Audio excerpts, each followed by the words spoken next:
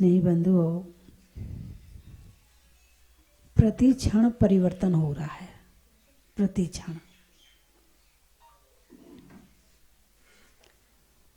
द्रव्य परिवर्तन, क्षेत्र परिवर्तन, काल परिवर्तन, भाव परिवर्तन और भाव परिवर्तन। आप बैठे हो, अभी आप में परिवर्तन चल रहा कि नहीं चल रहा? चल रहा है। शरीर का परिवर्तन शरीर में और विचारों का परिवर्तन विचारों में। एक साथ दोनों रहकर भी परिवर्तन हो रहा है। द्रव्य परिवर्तन, क्षेत्र परिवर्तन, अभी आप एक जगह बैठे हो, है ना? क्षेत्र परिवर्तन कर रहे हो क्या? नहीं। लेकिन जहां आप बैठे हो, आपके अंदर जो ब्लड चल रहा है वो क्या एक जगह है? घूमे जा रहा है। क्षेत्र परिवर्तन, क्षेत्र यानी स्थान, क्षेत्र परिवर्तन। काल परिवर्तन, आप भले बैठे हो, आप बैठे हो 9:10 में और उठोगे 9:50 में। परिवर्तन, काल परिवर्तन। कौन सा परिवर्तन? काल। बैठे थे तब कुछ और था, उठोगे तब कुछ और है। काल परिवर्तन। भाव परिवर्तन, अभी आप मनुष्य भाव में हैं, ठीक है, लेकिन भाव परिवर्तन तो प्रति क्षण चल रहा है और भाव परिवर्तन होने का समय भी निश्चित नहीं है क्या? यहां इतने लोग बैठे हैं, एक गारंटी है कि सब लोग उठेंगे? गारंटी बोलिए ना। आप बैठे, ये देख रही हूं मैं, लेकिन सारे उठेंगे ये कोई गारंटी लेकर कोई भी नहीं बैठा। तो भाव परिवर्तन की संभावना पूरी है। तो एक साथ एक बार में 5 परिवर्तन की संभावना पूरी है और 4 तो चल ही रहे हैं, है ना? अभी तक अपनी चर्चा काल परिवर्तन पर चल रही थी। आज अपन चर्चा करेंगे भाव परिवर्तन पर। किस पर? भाव परिवर्तन। 4 गति का नाम सुना होगा। आप कौन सी गति के जीव हैं? मनुष्य गति के। और कौन सी गतियां होती हैं? देव गति होती है, त्रियंच गति, नरक गति। 4 गति होती हैं। तो इसे 4 भाव मान लें आप। 4 भाव, मनुष्य भाव, त्रियंच भाव, नरक भाव और देव भाव, है ना? ये 4 भाव हो गई। अब 4 भाव में क्या कहते हैं? 4 गति 84 लाख योनियां। ये परिवर्तन के स्थान है हमारे, जहां हम आज तक परिवर्तन कर चुके हैं, जहां हम भ्रमण कर रहे हैं, जहां हम घूम रहे हैं और बस गोल घूम रहे हैं, घूम ही रहे हैं। जैसे एक बहुत बड़ा मैदान है, उसमें 84 लाख दरवाजे हैं। कितने? 84 लाख दरवाजे हैं। एक अंधा व्यक्ति बाहर निकलना चाहता है तो वो कैसे निकलेगा? दरवाजा टटोलेगा ना, आंखों से तो दिखता नहीं है। तो एक दरवाजा देखा, नहीं खुल रहा, दूसरा जब दरवाजा देखा, नहीं खुल रहा, तीसरा दरवाजा देखा, नहीं खुल रहा, ऐसे करते करते एक दरवाजा खुला है उसमें। लेकिन जैसे ही वो दरवाजा आया, उस व्यक्ति को खुजली चलने लगी जोर जोर से। उस व्यक्ति को खुजली चलने लगी जोर जोर से, और वो खुजाने में वो हाथ लगाना भूल गया, वो खुजाना शुरू हो गया और वो आगे निकल गया। लो, अब वापस पूरे दरवाजे फिर टटोलो, फिर पता नहीं कितने समय बाद वो दरवाजा मिलेगा और तब वो निकलने का उपाय करेगा कि नहीं करेगा कि दोबारा खुजली चल जाएगी। 4 गति 84 लाख योनियां। अब जैसे 4 गति, एक 4 विभाग कर दिए। अब 4 विभाग में से अलग अलग सबके हिस्से बना दिए। तो योनि का मतलब है जीव का जन्म स्थान। योनि का क्या मतलब है? जीव का जन्म लेने का स्थान। कितने तरह का होता है? कितने तरह का होता है? तत्वार्थ सूत्र पढ़ा है? पढ़ा कि नहीं पढ़ा? तत्वार्थ सूत्र का दूसरा अध्याय है, 32वां सूत्र। क्या लिखा है उसमें? सचित शीत संवृता सेत्रा मिश्राश्च चैकसा, ये 9 योनियां बताई हैं। कितनी?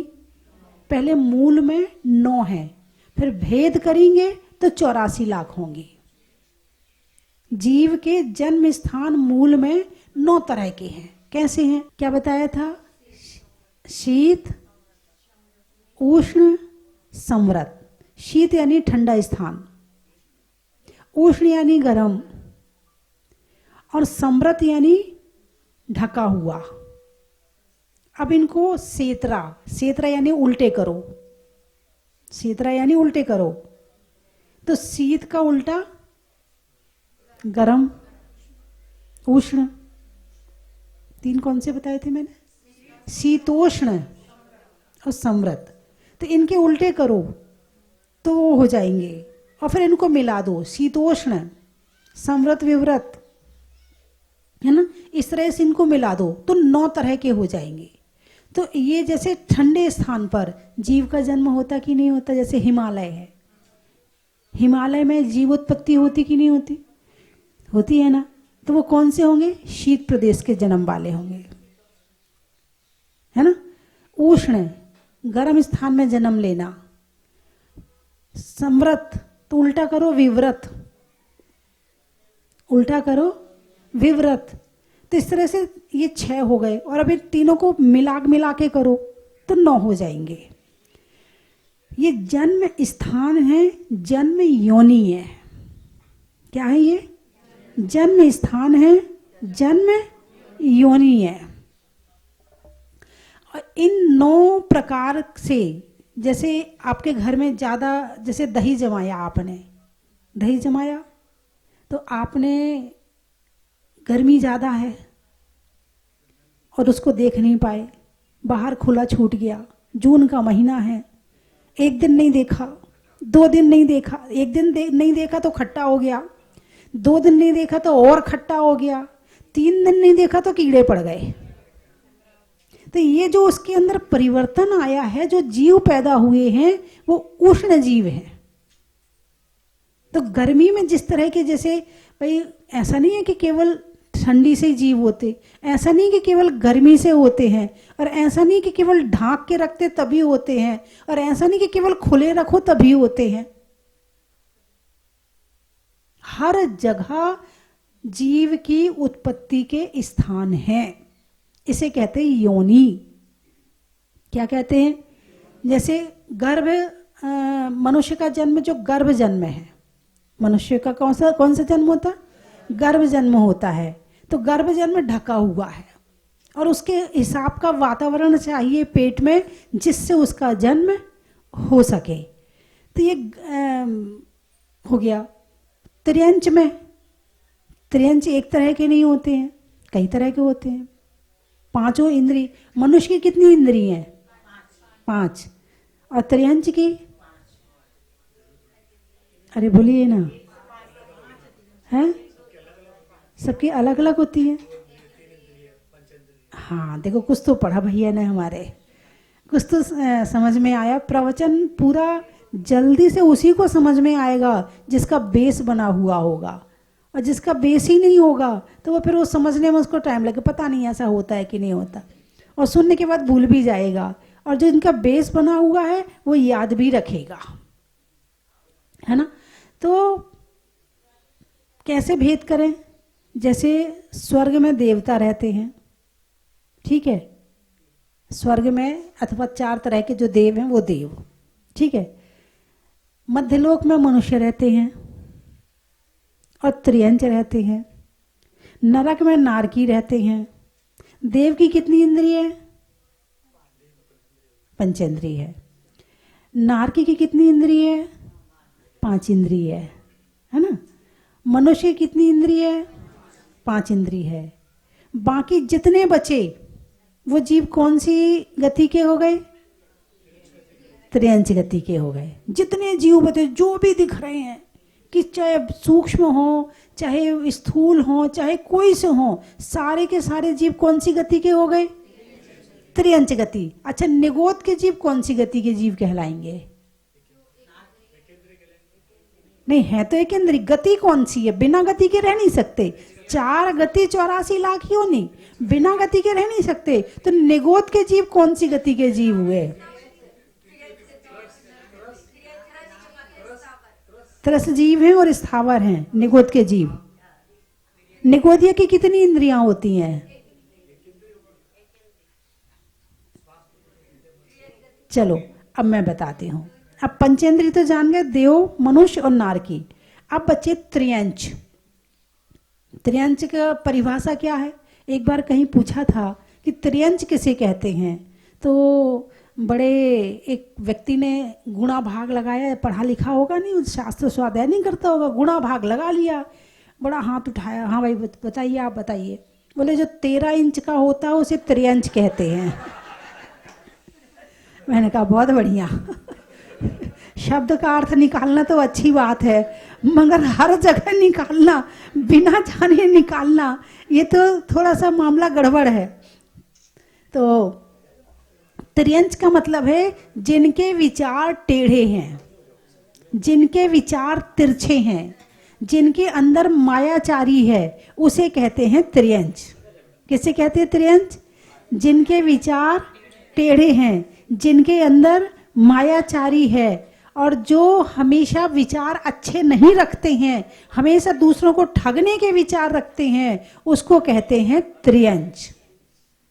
उनके विचार हमेशा ऐसे, मतलब हालांकि विचार में क्रोध भी होता है, मान भी होता है, लोभ भी होता है, लेकिन मायाचारी की अधिकता होती है।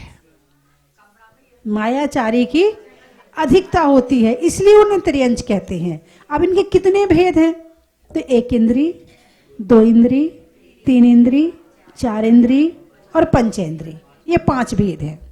1 इंद्री कितने प्रकार के होते हैं? निगोद को थोड़ा सा अलग रख दिया है, लेकिन जब निगोद से जीव निकलता है तो फिर वो स्थावर में आता है ना। तो निगोद से निकल के जीव कहाँ आता है? स्थावर। स्थावर कितने तरह का होता है? 5 तरह का। कौन कौन सा? पृथ्वी, जल, अग्नि, वायु और वनस्पति। ये 5 प्रकार के जीव स्थावर कहलाते हैं। क्या कहलाते हैं? स्थावर कहलाते हैं। अब इन 5 प्रकार के जो जीव होते हैं, तो इनसे ही ये प्रकृति बनी हुई है। पृथ्वी में रहते हो, जल का उपयोग करते हो, अग्नि का उपयोग करते हो, वायु का उपयोग करते हो और वनस्पति का उपयोग करते हो। और इन्हीं 5 चीजों से मिलकर के जितने जीव हैं इस धरती में, उनका शरीर बना हुआ है। हमारे जल में पृथ्वी यानी मिट्टी है, जल 70% पानी है, अग्नि पित्त है, वायु सांस दिन भर लेते हैं, और वनस्पति भी है। तो इस शरीर की रचना किससे हुई है? 5 स्थावर से। इसका मतलब हम पंचेंद्रिय तो हैं, लेकिन बिना स्थावर के ये संसार चलने वाला नहीं है। और इस शरीर में निगोदिया जीव ठसाठस भरे हुए हैं। हम हाथ भी हिलाते हैं तो जीव का घात होता है। और इस शरीर में तो है ही है, तीनों लोकों में निगोदिया जीव ठसाठस भरे हुए हैं। तो 4 गति 84 लाख योनि। अब इनको 84 लाख कैसी हैं, कोई बता सकता है? माता जी आप ही बता दो बस।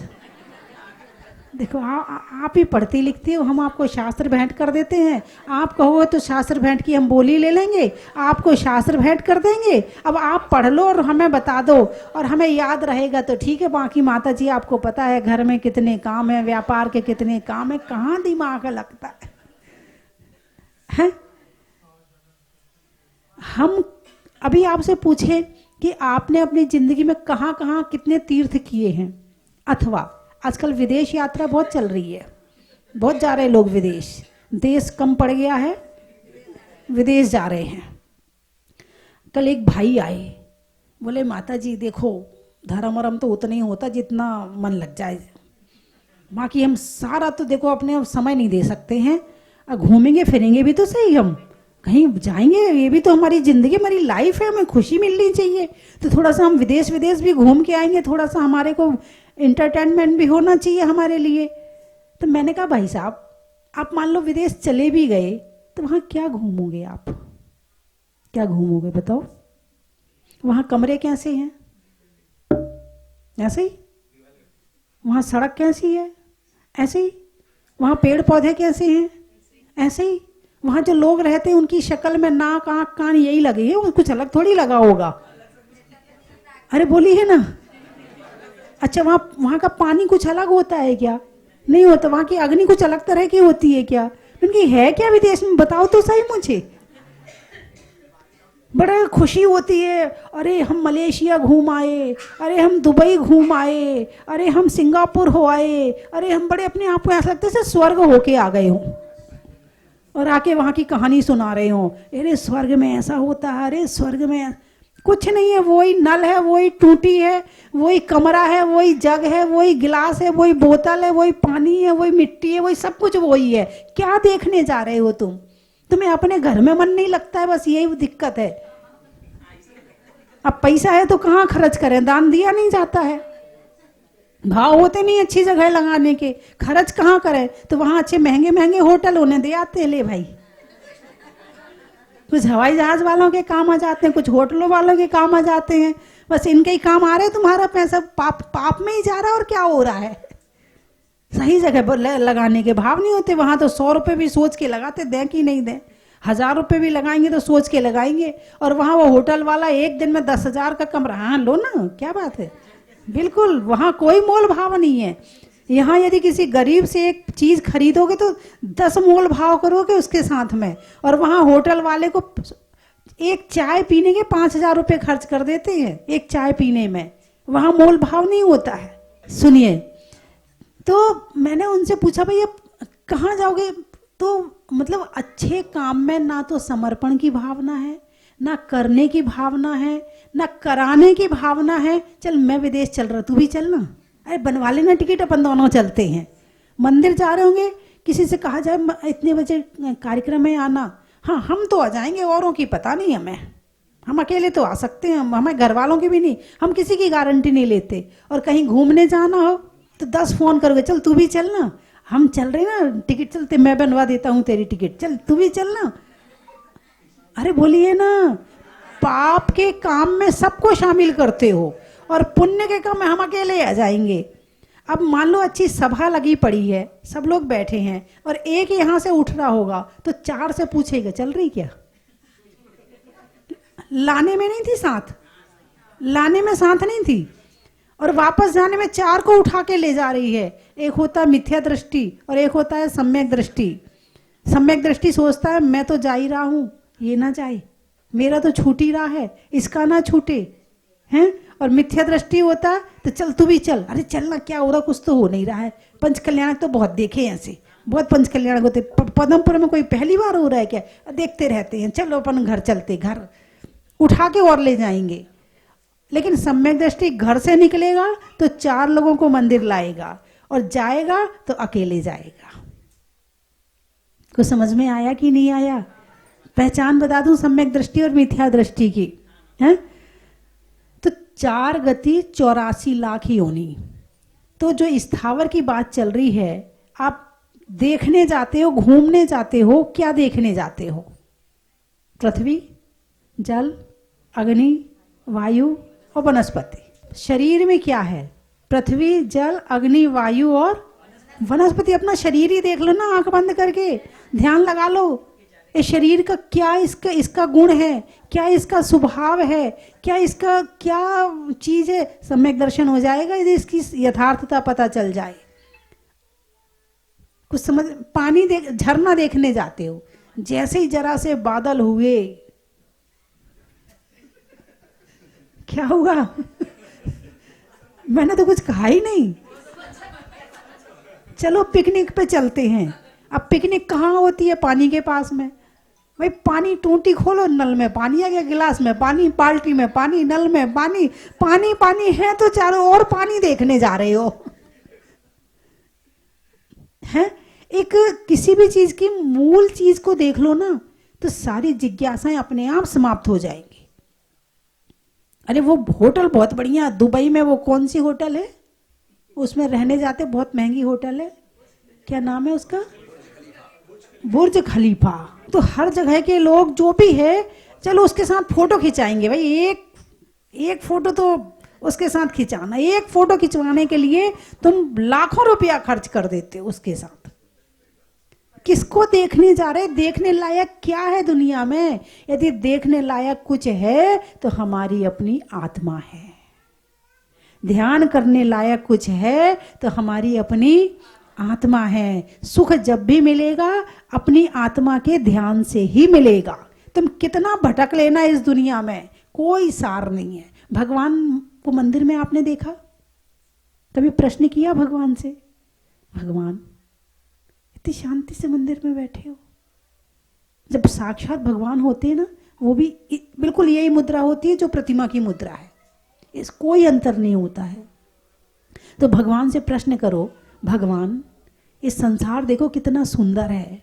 हम देखो दुनिया में क्या क्या घूमने के लिए जाते हैं, देखने के लिए जाते हैं, कहीं राजमहल, कहीं ताजमहल, हम कितना घूमने के लिए जाते, आपको कुछ अच्छा नहीं लगे है? तो भगवान उत्तर देंगे कि भक्त ये धरती तो छोड़ो, मैंने तीनों लोग घूम लिया। क्या घूम लिया? तीनों लोग घूम लिया, मगर अपनी आत्मा से सुंदर संसार में कुछ नहीं है। सवत्थ सुंदरो लोए। समय सार में आचार्य कुंद कुंद स्वामी ने भी कह दिया, सवत्थ सुंदरो लोगे, कि लोक में यदि सबसे सुंदर कोई है तो वो हमारी एकत्व, हमारी अपनी एक आत्मा है। सबकी आत्मा नहीं लेना, अपनी एक आत्मा लेना। इसलिए मैंने आंखें नीची करी और मैं अपनी आत्मा को देखने बैठ गया। ऐसा आनंद आया कि इससे सुंदर संसार में कुछ भी नहीं लगा। फिर भगवान से कहो, भगवान हाथ पे हाथ धर के बैठे हो, कोई काम नहीं है आपके पास में? ऐसे हाथ पे हाथ धर के हम बैठ जाएं तो हमारे घर वाले हमें क्या कहेंगे? बोलिए ना, क्या कहेंगे? शब्द बोलो, शब्द जो बोलते हैं। निकम्मा। अच्छा, राजस्थान में ठाला कहेंगे क्या? ठाला बैठा है। अच्छा चलो, एक शब्द पूरी दुनिया में फेमस है, निकम्मा। क्या शब्द है? लेकिन मैं ये कहती हूँ कि इस शब्द से सुंदर दुनिया में कोई शब्द है ही नहीं है। यदि आपको कोई निकम्मा कहे तो आपको गाली लगती है। आपको कोई निकम्मा कहे तो आपको क्या लगता है? जैसे किसी ने गाली दे दी हो। लेकिन आज के बाद जब मैं आपको बताऊंगी इसका अर्थ, तो आप कहोगे भैया ऐसा आशीर्वाद दे दे, जो तू कह रहा है बस वो ही हो जाए। है आचार्य नेमिचंद्र स्वामी द्रव्य संग्रह में क्या कहते? निकम्मा अट्ठगुणा किंचूड़ा चरम देहे दो सिद्धा लोयग ठिदा निच्चा ओप्पा दवे ही संजुत्ता। निकम्मा अट्ठगुणा। निकम्मा, निकम्मा को अणा का ना कर दो, निकम्मा। अट्ठगुणा, जिनके 8 कर्म निकल गए हैं और जिन्होंने 8 गुणों को प्राप्त कर लिया है, ऐसे सिद्ध भगवान होते हैं। किंचूड़ा चरम देहे दो सिद्धा, जो चरम देह है उससे किंचित न्यून। लोयज्ञ ठिदा निच्चा, जो लोक के अग्रभाग में विराजमान है। उत्पाद अव्यय ही संयुक्ता, उत्पाद व द्रव्य से सहित है। ऐसे सिद्ध भगवान होते हैं जो निकम्मा होते हैं। अब बोलो कौन कौन निकम्मा बनना? मैं तो बनना चाहती हूँ। अब आप लोगों में कौन कौन बनना चाहता है? हमारे आचार्य महाराज कह रहे हैं निकम्मा। ऐसा शब्द हमें मिल जाए, कोई आशीर्वाद दे दे, निकम्मा आशीर्वाद है। ये तो बहुत बड़ा आशीर्वाद है, सामने वाले ने तुम्हें दिया है। तो आप भगवान से कहो, भगवान आप हाथ पे हाथ धर के बैठे हो, कोई काम नहीं आपके पास में? हम देखो कितना काम करते, पूरे दिन लगे रहते हैं, कभी नोट गिनने में, कभी लिखने में, कभी करने में, कभी खाने में, तो लगे ही रहते हैं पूरे दिन। तो भगवान कहेंगे मैंने इन हाथों से बहुत काम किया, बहुत काम किया, लेकिन सार रूप कुछ भी नहीं है, इसलिए मैं हाथ पे हाथ धर के बैठ गया। आप कहोगे भगवान ये पैर मिले हैं, थोड़ा घूमो फिरो, चलो फिरो, ये क्या है पैर पे पैर धर के बैठ गए? उत्तर मिलेगा, इन पैरों से मैंने तीनों लोकों की यात्रा करी, एक जगह की नहीं, तीनों लोकों की यात्रा करी, मगर कोई सार नहीं है तीनों लोक में। यदि सार है तो हमारी अपनी आत्मा में है, इसलिए मैं पैर पे पैर धर के बैठ गया, हाथ पे हाथ धर के बैठ गया और सबसे सुंदर अपनी आत्मा का ध्यान किया। इससे जा बड़ा सुख दुनिया में कोई दूसरा है ही नहीं है। अब आपको ध्यान करना सुख क्यों नहीं लगता है? क्योंकि आपने ये सुख कभी प्राप्ति नहीं किया। जिसने ध्यान किया है उससे पूछो, क्या जिसने रसगुल्ला खाया ही नहीं है और उसके सामने रसगुल्ला की तारीफ करो, होता होगा। अब हमने खाया ही नहीं तो क्या करें, होता होगा। लेकिन रसगुल्ला के मामले में यदि कोई किसी होटल की तारीफ कर दे ना, तो जब तक तुम उस होटल में खा के ना आ जाओ ना, तब तक दिमाग में वो बात घूमती रहती है, उस होटल में खाने जाना है, उसने बहुत तारीफ करी उसकी। और हम ध्यान की इतनी तारीफ करते हैं, हमारे भगवान के दर्शन करने तुम रोज आते हो, लेकिन उसके बाद भी आज तक ध्यान मन में विचार ही नहीं आया कि ध्यान भी करना है। यानी जो आत्मा से संबंधित जितने कार्य हैं वो सरल होने के बाद कठिन लगते हैं, और संसार के जो काम कठिन हैं वो कठिन होने के बाद, ऐसा क्यों है? कौन सा बच्चा कहता है कि पेपर बहुत कठिन आया था? और कौन सा बच्चा कहता कि पेपर बहुत सरल आया था? है? जिस चीज को हम जानते हैं उस चीज को, वो चीज हमें सरल लगती है, और जिस चीज को हम नहीं जानते हैं, नहीं पहचानते हैं, वो चीज हमें कठिन लगती है। बस आज तक आपने धर्म नहीं किया है, आज तक आपने ध्यान नहीं किया है, आज तक आपने स्वाध्याय नहीं किया है, इसीलिए कठिन लग रहा है। और जिस दिन तुम वहां पहुंच जाओगे ना, ऐसा लगेगा कि मैंने अपने जीवन में इतना समय खराब क्यों कर दिया, ये काम मैंने पहले से किए होते तो आज मैं कितने आगे पहुंच गया होता। हाय अब क्या करूं, इतना समय बाकी है। लग जाओ उसमें और उपलब्धि करो कि जो भगवान ने प्राप्त किया है वो मुझे प्राप्त करना है। तो समझ में आया कि नहीं आया है? क्या देखने जाते हो, क्या कहाँ घूमने जाते हो? दुनिया में 5 कलर हैं, इस कलर में ही भटकते रहते हैं। 8 तरह का स्पर्श है पुद्गल का, हल्का भारी, रूखा चिकना, कड़ा नरम, ठंडा गरम, इसमें ही भटकते रहते हैं, है ना। 2 तरह की गंध है, सुगंध और दुर्गंध, इसमें ही भटकते रहते हैं, है ना। और 5 तरह का स्वाद है, खट्टा, मीठा, कड़वा, चरपरा और कसायला। ये एक जंगल है 20 चीजों का। ये जंगल में भटकते भटकते अनंत काल बीत गए, मगर इस जंगल से हम आज तक बाहर नहीं निकल पाए। यदि कोई निकाल सकता है तो वो भगवान महावीर की वाणी ही निकाल सकती इससे बाहर हमें। और एक जन्म नहीं, अनंत जन्म तो खत्म कर ही चुके हैं, और आगे अभी भी हमने नहीं लिया तो आगे भी अनंत जन्म खत्म कर देना, इस जंगल से बाहर निकल ही नहीं पाओगे। ये 20 चीजें पुद्गल का स्वभाव है, आत्मा पुद्गल में उलझी पड़ी है। चावल में चुनने का, बुनाई में बुनने का, और आपके बड़े शांति से सुनने का, अनाज में दाने का, इनाम में पाने का, और आपके आज यहाँ आने का। गाने में सुर का, पशुओं में खुर का और आने वालों में उदयपुर का। दाल में मसूर का, नहीं करने में कसूर का और आने वालों में जयपुर का। पानी में गागर का, शैली में नागर का और आने वालों में नैमी सागर का।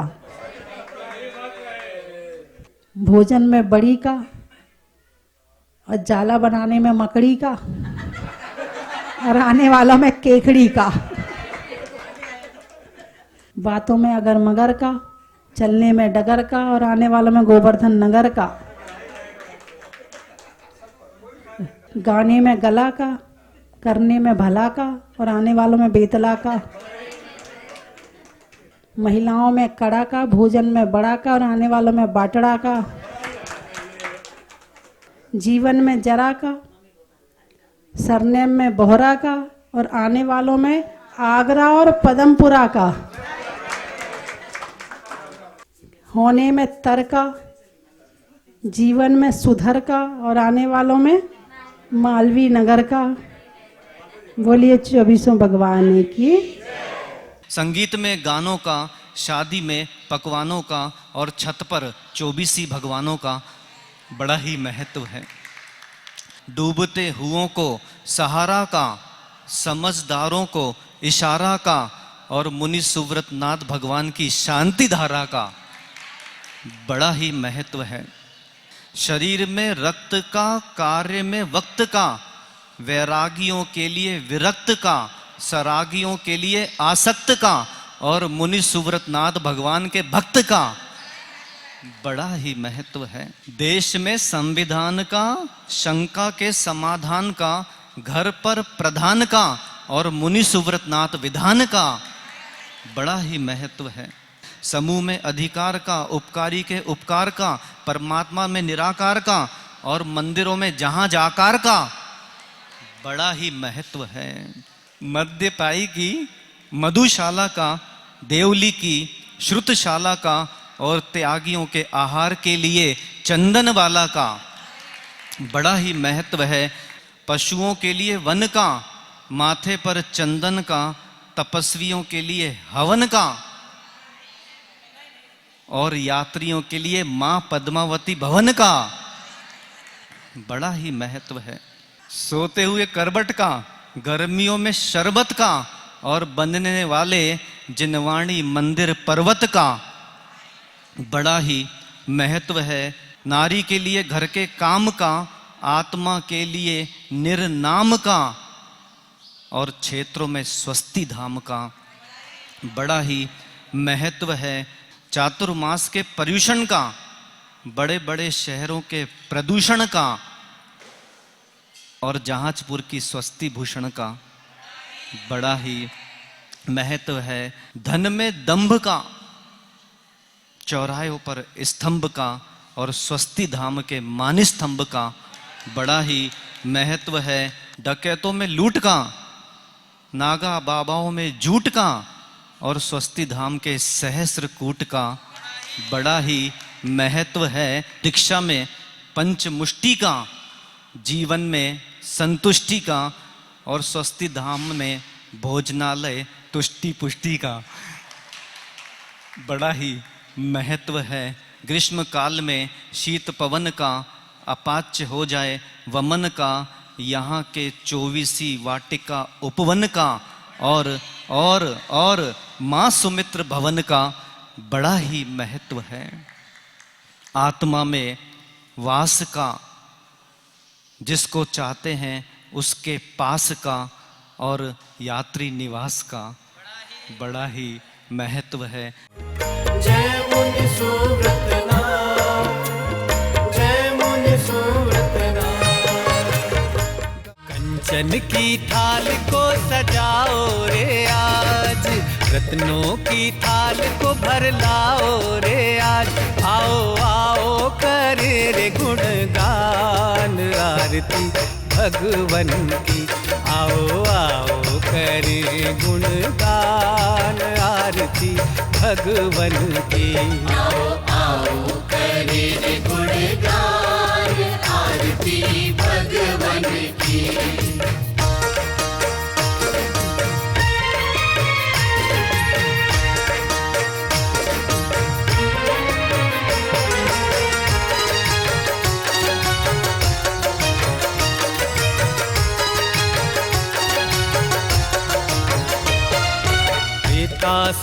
सुमित्र के राज दुलारे, माँ पद्मा जी के नैनों के तारे।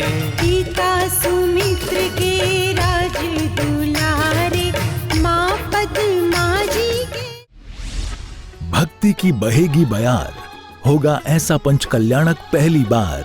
पद्मपुरा की धरा सजेगी स्वर्ग सी, अमृत रसपान करने पहुंचेगा संसार। परम पूज्य वात्सल्य वारिधि पंचम पट्टाचार्य 108 श्री वर्धमान सागर जी महाराज सत्संग के मंगल सानिध्य एवं गणिनी आर्य का 105 श्री स्वस्ति भूषण माता जी सत्संग की पावन प्रेरणा, मार्गदर्शन एवं मंगल सानिध्य में श्री मज्जनेन्द्र पंच कल्याणक प्रतिष्ठान नवनिर्मित खड़गासन 24 एवं पद्म बल्लभ शिखर कलश ध्वजारोहण महामहोत्सव का भव्य आयोजन। मंगल बेला 18 से 22 फरवरी 2026। शुभ स्थल श्री दिगंबर जैन अतिशय क्षेत्र पद्मपुरा बाड़ा, जयपुर, राजस्थान। सातिशय पुण्य अर्जित करने का माध्यम प्राप्त करने हेतु इंद्र एवं अन्य पात्र बनने के लिए शीघ्र संपर्क करें। इस ऐतिहासिक महाआयोजन का भव्य प्रसारण देखना न भूलें, सिर्फ पारस चैनल पर।